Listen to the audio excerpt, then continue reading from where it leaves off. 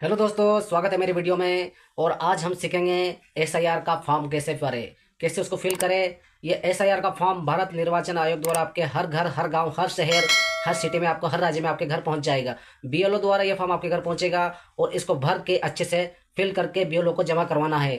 और बहुत इंपॉर्टेंट और बहुत ज़रूरी है भारत की नागरिकता को साबित करने के लिए, और इसको जानना जरूरी है। तो इसको कैसे भरें, इसको कैसे, इसकी जानकारी क्या क्या इसमें भरवाएगी, मतलब भराई जाएगी, वो मैं आपको बताऊंगा अच्छे से वीडियो में। तो बने रहिए मेरी वीडियो में अंत तक। आपको पूरे मतलब पूरे वीडियो में अच्छे से बताऊंगा आपको मैं। अगर वीडियो अच्छा लगे तो like, comment, share, follow and subscribe जरूर कर देना। मैंने इतना इसलिए बोला कि अगर यूट्यूब पे आप देख रहे हैं तो सब्सक्राइब जरूर करें, कमेंट करें, शेयर करें वीडियो को।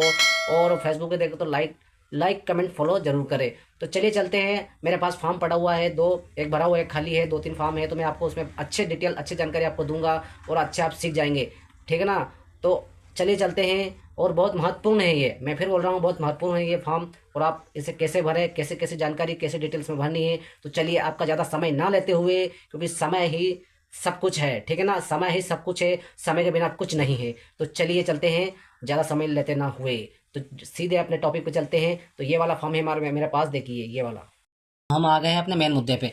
तो ये वाला फॉर्म आपके पास आएगा, अपने बीएलओ द्वारा आपको दिया जाएगा। बीएलओ द्वारा आपको ये फॉर्म्स मिल मिल जाएगा। आप इंडिया में कहीं भी रहते हो किसी भी राज्य में रहते हो तो आपके पास ये वाला फॉर्म आ जाएगा। भारत का चुनाव आयोग गणना प्रपत्र, ये सबके पास आ जाएगा। ये खाली फॉर्म था तो मैंने अपने ग्रामीण में डेमो बताया है, तो मैं आपको समझा दूंगा कि कैसे क्या भरना है इसमें।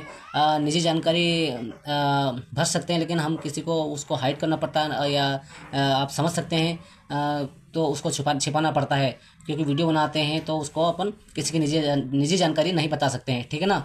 तो चलिए चलते हैं हम मेन टॉपिक पर। तो ऐसा वाला आपको फॉर्म मिलेगा, ठीक है ना। उसके बाद चले चलते हैं ये वाला।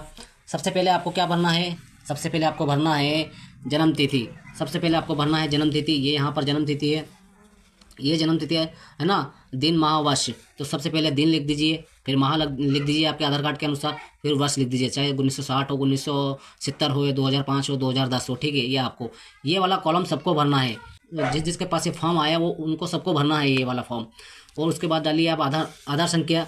आधार तो सबके पास होगा ये आधार 12 अंकों की आधार संख्या डालिए। उसके बाद डालिए आप यहाँ मोबाइल नंबर, जो सही चालू मोबाइल नंबर है वो आपको मोबाइल नंबर यहाँ पर डालना है। उसके बाद पिता, ये जिसका भी फॉर्म है उनके माता पिता का ही डिटेल इसमें डाले। उनके माता पिता का नाम इसमें डालेगा, चाहे पुरुष हो या स्त्री हो। उसके पिता का नाम, और उसके पिता का नाम, ठीक है। उसके पिता, और एपिक नंबर यहाँ डालना है आपको, ठीक है।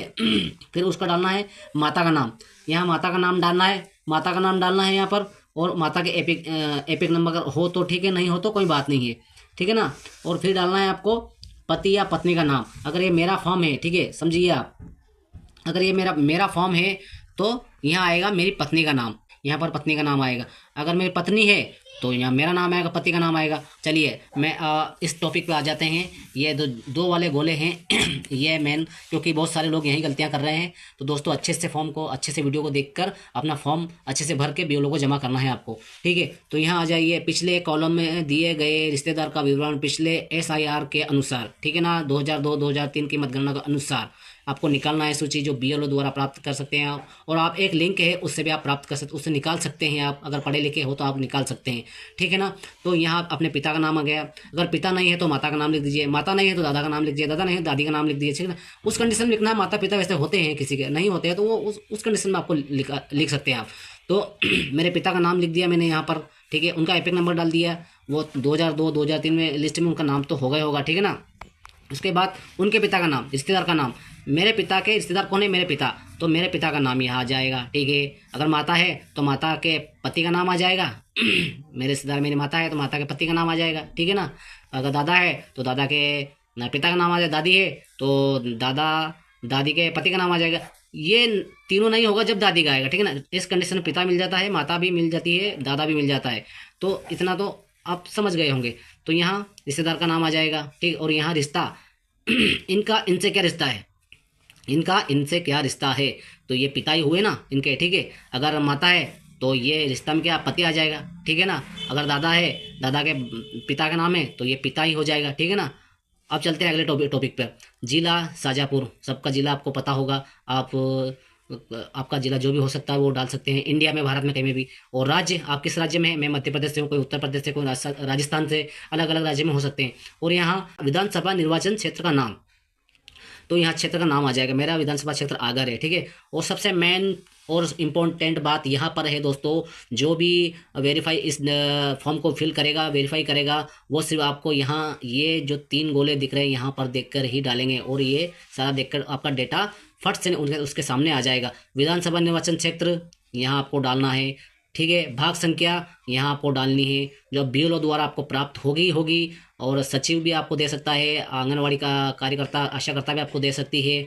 और यहाँ क्रम संख्या जो 1 से 100 तक के बीच में इनका इनका किस नंबर पे नाम है वो यहाँ डालना है, ठीक है ना। अगर मेरी पत्नी है, ठीक है, मान लो मेरी पत्नी का ये फॉर्म है, ठीक है, ये मेरा नहीं है, मेरी पत्नी का है, आप समझ जाओ, ठीक है। स्त्री का है, किसी भी स्त्री का है, पत्नी का, तो ठीक है, उसका यहाँ पर उसकी जानकारी भर देंगे हम, वो उसका आधार कार्ड, उसकी जन्म तिथि, और आप मोबाइल नंबर अपने होंगे, उनके पिता का नाम, मेरी पत्नी का मतलब स्त्री का पिता का नाम, ठीक है, और उनकी माता का नाम, मायके से मंगवाना होगा, उनकी माता का नाम, और यहाँ मेरा नाम आ जाएगा, मेरी पत्नी है ना, स्त्री है ना, तो उसके पति का नाम आ जाएगा, ठीक है। और स्त्री के पिता का नाम आ जाएगा यहाँ, जो वो उसके मायके से मंगवाना पड़ेगा, वहाँ के बीएलओ दे देंगे, ठीक है। पिता नहीं तो उनकी माता का नाम, स्त्री की माता का नाम आ जाएगा, ठीक है ना।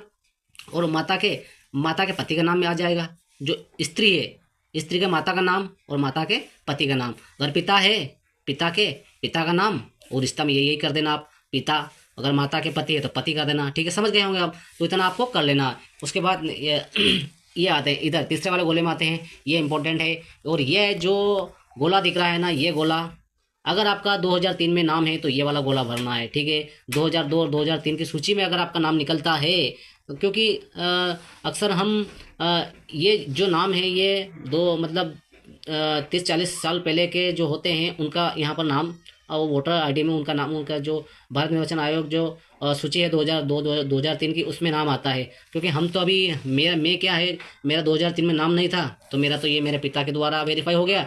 अब ये होगा जिनका 2002-2003 में नाम था उनका यहाँ आएगा, ठीक है ना, उनका डेटा ये भरा जाएगा। ये तो क्या है, परिचय करता हो गया, मतलब उनके, समझ गए होंगे आप, ठीक है ना। अगर मेरा 2003 में नाम होता तो मैं ये नहीं भरता। तो जिस स्त्री पुरुष का नाम है 2002-2003 में, ये वाला बॉक्स छोड़ना है, ठीक है, ये वाला बॉक्स छोड़ना है, समझ जाइए आप, ये वाला बॉक्स भरना है। तो जिसके नाम से फॉर्म है निर्वाचन का नाम, उसी का नाम आएगा यहाँ पर, निर्वाचन का नाम आएगा, ठीक है ना। ये समझ गए आप। 2002-2003 में लिस्ट में जिसका नाम है वो ये वाला गोला भरे, ठीक है। और जिसका 2003-2002 की लिस्ट में नाम नहीं, वो ये वाला गोला भरे अपने माता पिता के द्वारा। तो ये तो जिसका निर्वाचन है उसी का नाम यहाँ पर आएगा, ठीक है, निर्वाचन का नाम आएगा। फिर एपिक नंबर हो तो, क्योंकि बहुत सारे का नहीं होते, बहुत सारे के होते हैं, तो एपिक नंबर डाल दीजिए। और उसके बाद रिश्तेदार का नाम, मेरे पिता का नाम डाल दीजिए, मेरे पिता नहीं है तो माता का नाम डाल दीजिए, जो मैं 2003 में, ठीक है, 2002-3 की सूची के अनुसार माता पिता का नाम होते ही है, ठीक है ना। उसके बाद वही क्रिया, शाजापुर मध्य प्रदेश आगर मालवा, आप समझ गए होंगे ना, ठीक है ना। और ये फिर वही निर्वाचन, विधानसभा निर्वाचन क्षेत्र संख्या, भाग संख्या और क्रम संख्या, ये 2003 के अनुसार ये वाला बॉक्स भरना है, ठीक है ना, आप समझ गए होंगे। तो दोस्तों ये वाला जब गोला नहीं भरते हैं, ये वाला बॉक्स नहीं भरते हैं और ये वाला बॉक्स भरते हैं, तो हमको बताना पड़ता है ये वाला। इसमें देखिए आप, इसमें देखिए ये है ना, राम कुंवर मेरी माता है, तो यहाँ आपको लिखना पड़ेगा, ठीक है ना। यहाँ पिता है, दादा है, तो इनका रिश्ता आपको बताना पड़ेगा, ठीक है ना। ये लिख दीजिए ताकि अच्छा है, वो बहुत बढ़िया रहेगा।